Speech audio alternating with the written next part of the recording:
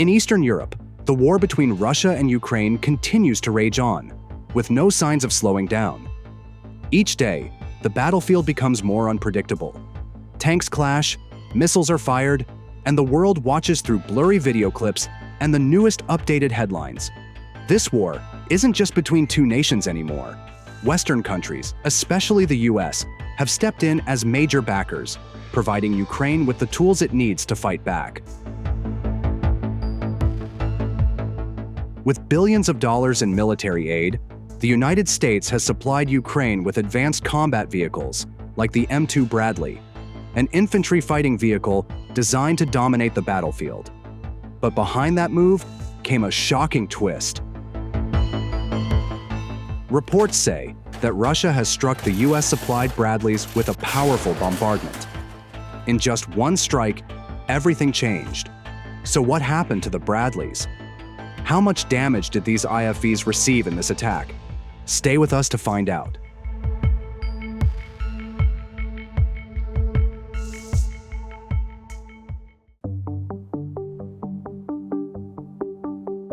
Over time, the destruction of the Bradley has been recorded ever since its initial deployment to Ukraine.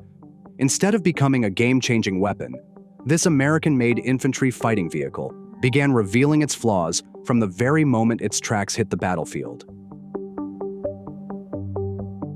One example appeared in a video posted on Telegram in June 2023. The footage showed a US-supplied Bradley engulfed in flames, completely burned out and reduced to a motionless blackened shell. Not long after, another video surfaced in the same month. This time, the attack came from the Kupiansk direction. A Russian T-80B VM tank, firing from a concealed position nearly 9.5 kilometers away, landed a direct hit on a Ukrainian-operated Bradley, leaving no room for escape.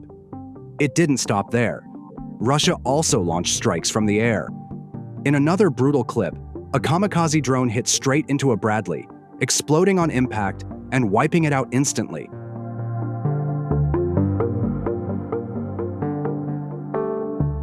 Russia's attacks on the Bradley didn't stop. They kept coming, day after day. In 2024, in the Avdiivka region, Russian forces reportedly captured yet another M2A2 Bradley, an American-made fighting vehicle, marking at least the third one taken in this war. But unlike others that were destroyed in combat, this unit was found mostly intact. It had only minor damage, with most of its systems still working. In mid-2024, once again, footage shows Russia destroying a Bradley. This time, the attack came from the air, carried out by a Russian Special Forces unit operating an FPV drone. The strike was direct, fast, and deadly, leaving the vehicle in disrepair. Towards the end of 2024, in September, in Kharkov, another Ukrainian Bradley IFV unit was destroyed by Russian forces. The attack was carried out using a precision-controlled FPV drone by a special unit. In the footage, the drone is seen speeding towards the target and directly hitting the vehicle, turning it into a mobile iron wreckage in the middle of the battlefield. Attacks on American-made combat vehicles continued into 2025. On March 20th, 2 Bradleys were reportedly destroyed after attempting to break into the Belgorod region.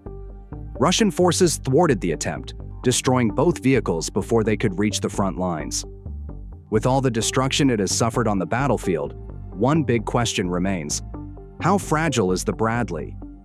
Before we dive deeper into its technical specs and its real-world performance, let's take a step back and look at the beginning of Bradley's journey in the Russia-Ukraine war.